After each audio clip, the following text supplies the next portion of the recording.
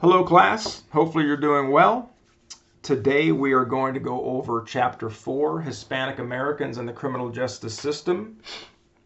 This is a very good chapter. It gives a lot of terminology, which you need to read about, understand, and know, especially the different terms that are used for Hispanic Americans. The book does a pretty good job about discussing Mexicans, Cubans, Puerto Ricans, Hispanic. There's a lot of great history with this type of culture that's out there and that are here in the United States and that have become American citizens, and they have a long history of where they came from.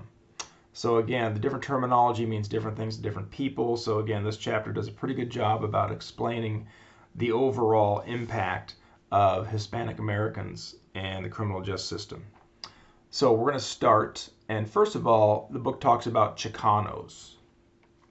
And Chicanos have a very long history, and they're of American and Mexican origin, then emerged from Spanish settlers and Native Americans. So they are from Central America, a Chicano, per the book, ancestors of Mayan and Aztec Indians.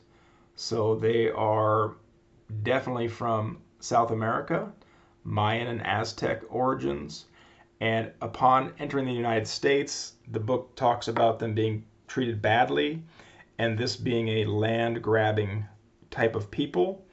But again, if you think about it, anybody that immigrates anywhere to a different land is going to be land-grabbing because that's what they want, is land, because that is going to be the most fruitful and the most economic for them. But as far as Chicanos, long history of immigration to the United States, and again, the ancestral aspects is of Mayan and Aztec beginnings, which is very interesting. So the book does a good job about talking about these cultures and how they arrived here and how they interplay with the criminal justice system right now.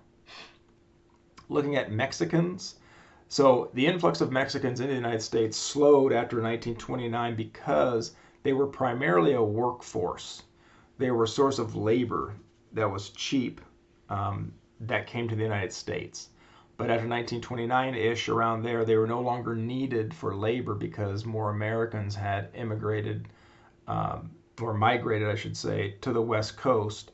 So not as many Hispanics or Mexicans were needed for labor. And that is about the time where the United States began what's called repatriation. Basically, that's to bring or send back a person to their native land. So they repatriated many thousands of Mexicans back to Mexico because of this.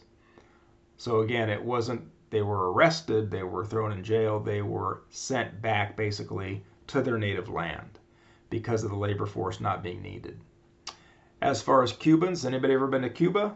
So it's a beautiful island off of Florida, and it has a very interesting history.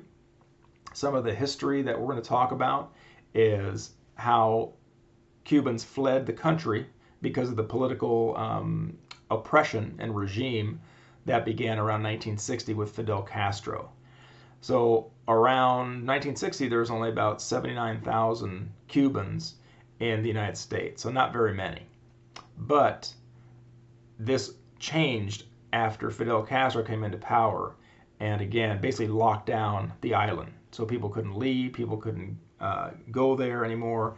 So it was a very oppressive regime that occurred.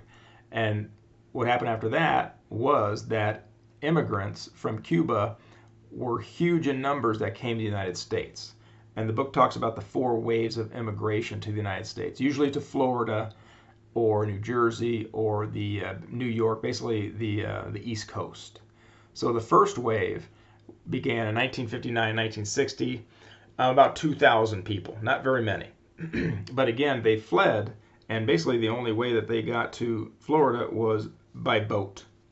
Okay, there's no planes going out of there. They couldn't afford it. It's a poor country, and the political regime would not allow that. And this is a very harrowing journey. Over the years since immigration began from Cuba, hundreds and thousands of Cubans have died trying to make the trip over water. Okay, so it's a terrible journey that they had to make. And again, they fled Cuba to the United States for a better life, less political regime, freedom. That's what they were looking for. 1962 to 1965, 30,000 fled any way they could, usually by boat or raft or somehow to get to Florida on the journey. You might want to look on a map and see how long it is. And again, there's hurricanes there and there's storms and it's open water, so it's very, very dangerous. 1965, 1973, the Cuban government permitted immigration to the United States. So again, many more thousands fled during this time. And finally, in 1980, more than 124,000 fled to Florida seeking asylum. But the interesting thing about that is that while seeking asylum, many of them were locked in federal penitentiaries awaiting the asylum process. So they didn't have rights as American citizens, but they didn't commit any crimes, so they're awaiting asylum. So there's a lot of disparity among treatment in 1980 when these refugees fled to Florida seeking asylum. So Cuba has a very rich history of the oppression and then fleeing to the United States. Today, it's very different from previous generations. The country's opened up. Castro's no longer in charge. And per the book, the book talks about some research that was done about Cuban Americans not being as successful or educated as in the past. Depends on who you talk to. And again, thinking about the role of their native land, they're more likely to have conservative views because of what they've been through. Second, third generation Cuban Americans. And then finally, President Obama had a historic decision a few years ago to embrace Cuba and opened up trade and travel with Cuba. So now this once closed island of oppressive leader was now open for cruise ships, for tourists, so you can go there and be a tourist and stay in hotels, and it's a totally different way of life now, which is much better for the Cubans as well as Americans that want to go there. And again, you can freely go and come from Cuba now. So it's much different now, much better. Puerto Ricans, or Puerto Rico, another island that's off South Coast Florida. Many came to the United States during World War II to work on the railroads or food manufacturing. A lot of Puerto Ricans immigrated. Most came to the East Coast or New York. That's why you don't see a lot of Puerto Ricans in the Midwest. There's many in California, the West Coast, but the majority are on the East Coast. The status of Puerto Rico is a Commonwealth right now. So there's some issues about voting, and can a Puerto Rican person join the military? They can, but they can't serve more than one term. So there's some limits to what a Puerto Rican can do because they're not citizens of the United States, but a Commonwealth. Okay, when we talk about Puerto Ricans, for the island, the physical crisis and impact on life in Puerto Rico is sometimes devastating because of hurricanes and floods. So it's a low to middle class island, mostly not low class, lower socioeconomic areas on the island. But a lot of people fled. A lot of people still flee or leave Puerto Rico because they want a better life, more economic and less political issues in the United States. So this continuing immigration is going on to the United States. Now we're going to look at basically Hispanics in the criminal justice system.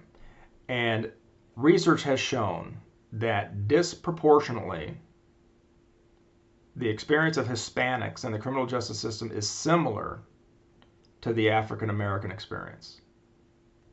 So not a lot of percentage of Hispanics that are here, but they're represented in the criminal justice system at a higher rate. So they are treated similar to African Americans. So that's one of the things the book talks about, and that's one of the things of this class that we're going to look at, especially when it comes to multiculturalism. What type of offenses or crimes are Hispanics involved in usually? Per the book, research shows nonviolent low-level drug offenses. Not a big deal. Now we talk about the involvement in research.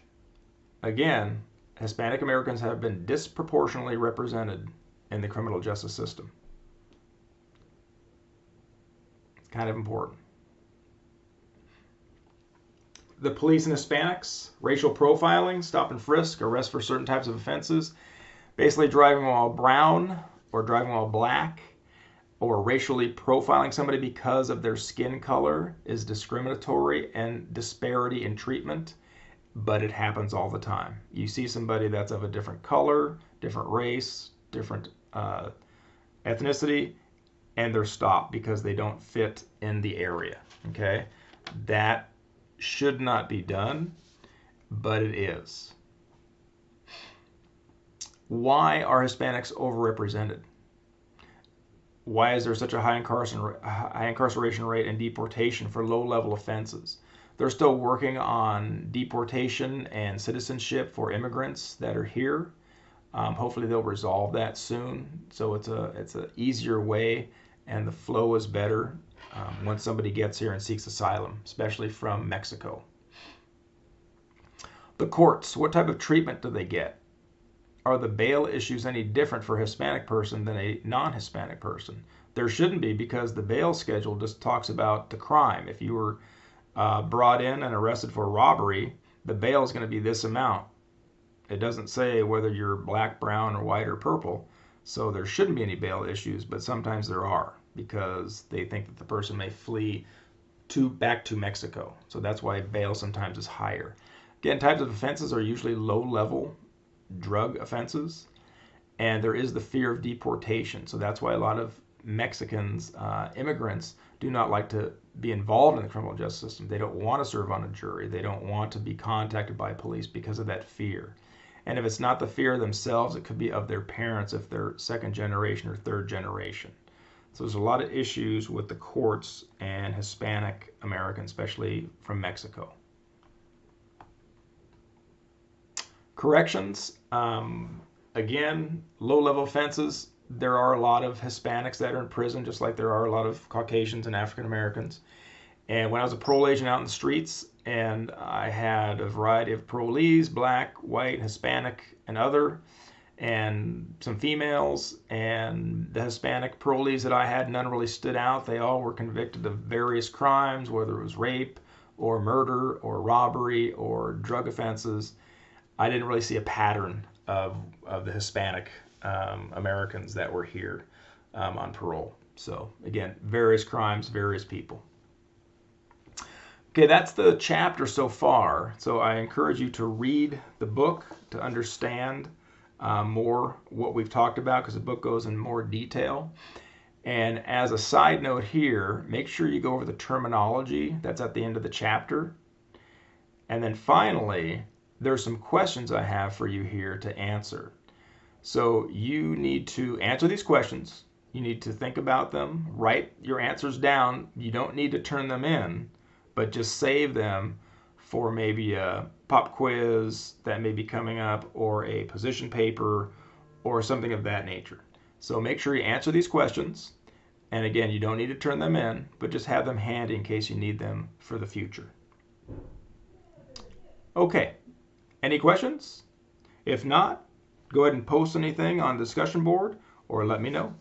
Thank you very much.